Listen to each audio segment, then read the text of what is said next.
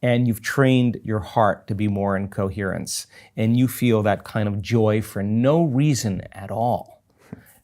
This is where it gets interesting, because now all of a sudden you're no longer seduced by the conditions in your outer world.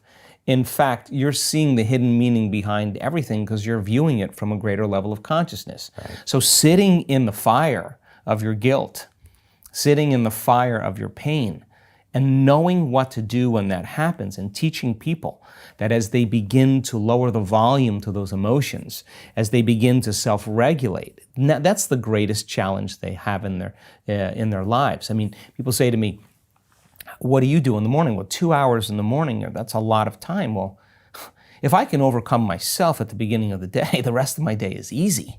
And right? That's what you do. You spend 2 hours in the morning. I allow for 2 hours. Okay. You still get up at 4 a.m. and that. Well, this morning time? I was up at 3. Okay. Because I'm on the wrong time zone. Right. But if I'm up, you like the 4 a.m. slot because my brain waves are just right. I don't have to work as hard. Yeah, my body's a little fatigued, but I'm between worlds, and so my body's a little tired, but I get up and do it.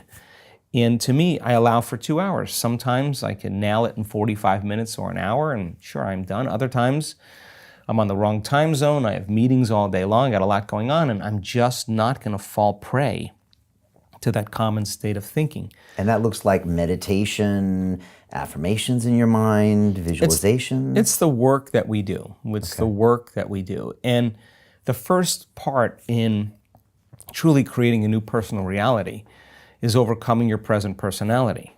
You got to get beyond the normal thinking patterns, the normal urges of action and habits, to get beyond certain emotions that are residuals from the day before.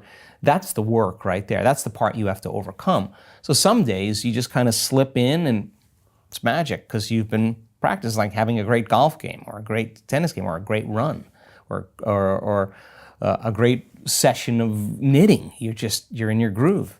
Other days you got to work a little bit more for it. And for me, what I've learned is those hard days, the days that are the most challenging, are always the most rewarding, because now you're uncompromising to an outcome.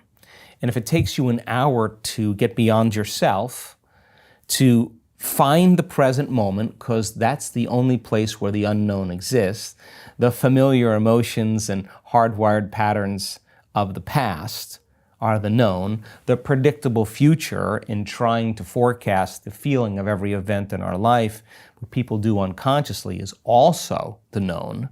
There's only one place where the unknown exists, and that's the present moment. You call it the generous present moment. Yeah, and I've just done it enough times, and there are plenty of people in our work that have done it enough times to know when you're there and when you're not. Okay. And when you're not, it's very obvious because you've been there enough times. So you're separating your old story from yourself, and you're separating your focus on the future, and you're being present. It's just like hitting a tennis ball in a sweet spot. Okay. You lock into something, and that wholeness starts to happen, and now you're no longer creating from polarity or duality or opposites. People they create when they see they don't have something.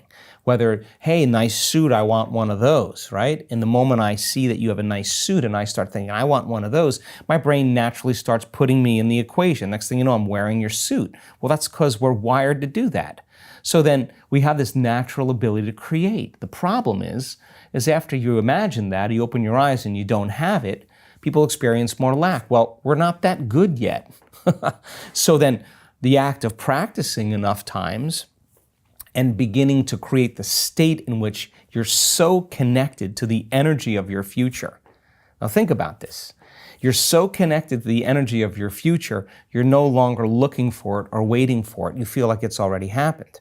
The moment you get upset in traffic, the moment you start judging a coworker, you just disconnected from the energy of your future, and now you're back to the energy of your past. Now, if you tell me it was that person that did it to you, I'd say to you, oh, you're back to the unconscious program of being a victim again. So then the person then goes, oh, when did I fall from that state? When did I lose it? Oh, it happened at 3 o'clock today.